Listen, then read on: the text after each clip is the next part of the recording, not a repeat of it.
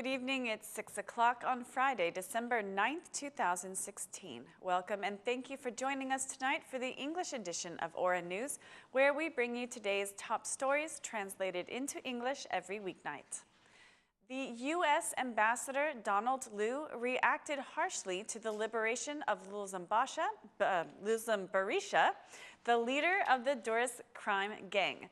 Speaking at an activity for International Anti-Corruption Day, the U.S. ambassador said that the liberation of Lulzim Berisha is unacceptable. On Wednesday, the convicted notorious organized crime boss Lul Berisha was released from prison because of health reasons. He served less than half of his 25-year sentence for 6 murders, drug trafficking, and organized crime. We should all be outraged by this news, and we should be telling the corrupt courts that this is unacceptable in a democracy. We recognize that this is not easy to do. We want to support you in that effort. That is why we are launching this initiative to encourage organizations and individual activists to speak out and demand change, declared the U.S. ambassador during a meeting with civil society.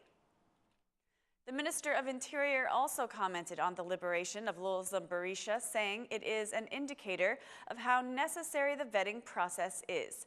I have previously declared that it is very important that we act swiftly with the judicial reform and the vetting process for all judges and prosecutors, as corruption has been transformed into a common tradition. I think that this case and many others indicate those who are hindering the vetting process.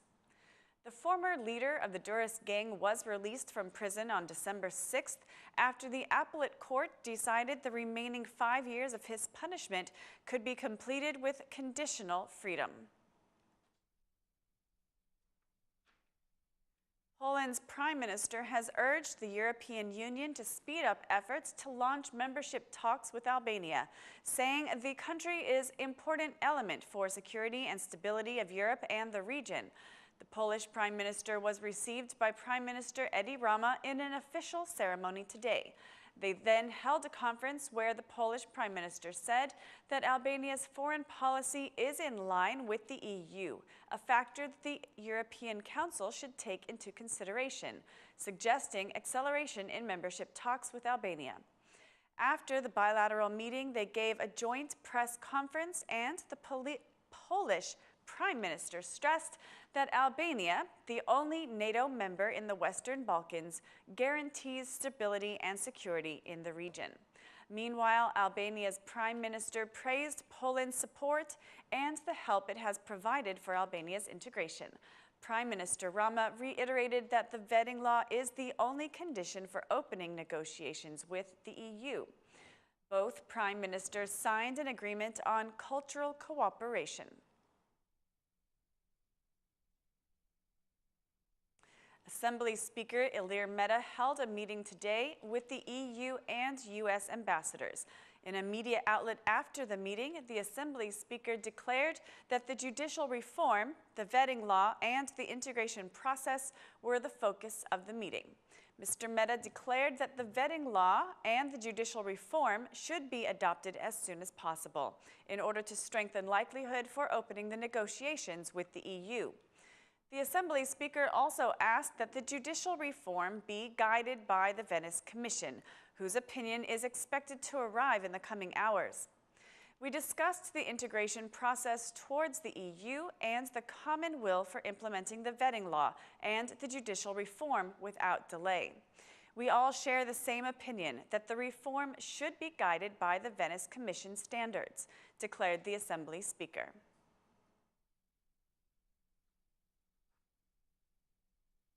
The EU and the OSCE ambassadors participated in a forum against corruption today, where they declared that corruption remains a great concern in Albania. The EU ambassador, Romana Vlahutin, declared that the vetting law will fight corruption at high levels of politics. Reform of the judiciary is key, and vetting is the key for the successful judicial reform. Vetting is not complicated to understand. What commissions need to ensure is to look into facts and see if any members of the judiciary have assets that cannot be justified by their income. if they have any form of link to the criminal world, and if their professional skills are sufficient. In its yearly report, the European Commission formulated distinct recommendations for Albania in order to tackle corruption, to demonstrate further progress of and establishing a solid track record of investigations, prosecutions, and convictions in the fight against corruption at all levels, including asset recovery, to ensure sound investigations and prosecution of cases referred to prosecutors, to amend legislation on interceptions and surveillance, to amend the legal framework on political party financing, and to establish an effective and accountable audit system, declared the EU ambassador, offering continued assistance to Albania in its fight against corruption. Also, the OSCE ambassador declared that only the vetting law will fight corruption at high levels. During the last few years, the government of Albania has made significant effort to address the issue of corruption in the country. The policy and legislative framework improvement is notable, but more needs to be done. Corruption remains a serious problem for the country. The independence and effectiveness of institutions which are supposed to fight corruption continues to be limited by political pressure and weak administrative capacity. Sustained progress on implementing the laws and good governance policies should be preserved, combined with the expected visible change in the judiciary. Often low wages, the social acceptance of bribery, and narrow social networks make the fight against corruption a difficult task. We should dedicate more effort to ensuring the integrity of elected officials and to build a reliable, functional, and transparent public administration. Nevertheless, different anti-corruption measures should be combined with appropriate economic incentives for public officials, Burchard said.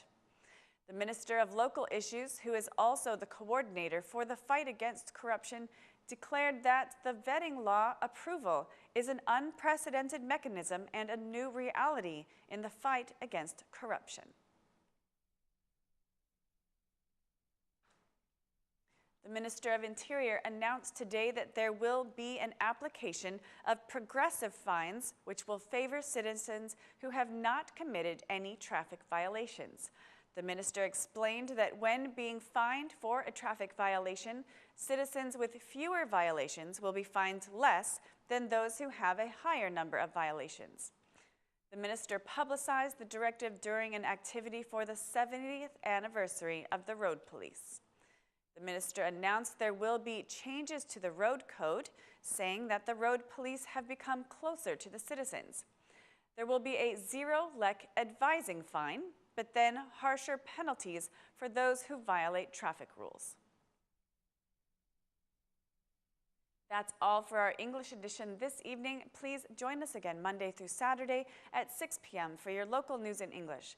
My name is Mari, and on behalf of Aura News, thank you and good night.